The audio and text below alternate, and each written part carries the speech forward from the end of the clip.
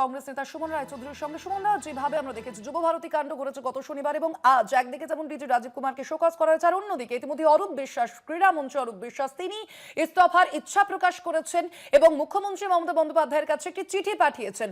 মুখ্যমন্ত্রী সে বিষয়টি বিবেচনা করে দেখছেন। সামগ্রিক ঘটনাকে কিভাবে দেখছেন? না, সামগ্রিক ঘটনাটাকে আমি নাটক ছাড়া আর কিছুই দেখছি না। যে কোনো ডিজাস্টারের পরে চেয়ারে বসে থাকে এবং ইচ্ছা প্রকাশ করে, তার আদতে ইস্তফা দেওয়ার ইচ্ছা নেই। সামগ্রিকভাবে আন্তর্জাতিক মানচিত্রে পশ্চিমবঙ্গ তথা ফুটবলের মক্কা যাকে আমরা বলি, কলকাতা শহর যেভাবে কালিমালিপ্ত হয়েছে, আমি তো ভেবেছিলাম ঘটনার 2-3 ঘন্টার মধ্যে অরূপ বিশ্বাস সবকিছুর দায় মাথার উপরে নিয়ে ইস্তফা দেবেন।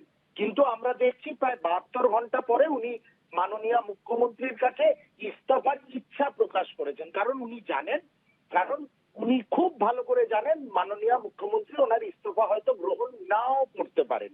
এটা একটা আমাদের আন্দাজ। আর দ্বিতীয় কথা হচ্ছে, শোকজ করেছেন রাজীব কুমারকে, শোকজ করেছেন বিধাননগরের কমিশনারেটের পুলিশ প্রধানকে। শোকজের বিষয়টাই কি আছে? কোন মন্ত্রীদের বাঁচানোর জন্য মাননীয় মুখ্যমন্ত্রী পুলিশ প্রশাসনকে শোকজ করছেন? প্রশাসনের দায়িত্ব ছিল সামগ্রিক ব্যাপারটা ইভেন্ট ম্যানেজারদের সঙ্গে আলোচনা করে সুন্দর এবং সুষ্ঠুভাবে করার, যেভাবে হায়দ্রাবাদ করলো বা অন্য শহর করলো।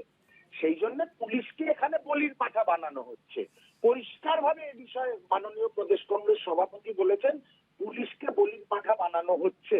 আর অরূপ বাবুর উচিত ইস্তফার ইচ্ছা প্রকাশ না করে ইস্তফা দিয়ে দেওয়া নৈতিক দায়িত্ব কাঁধে নিয়ে।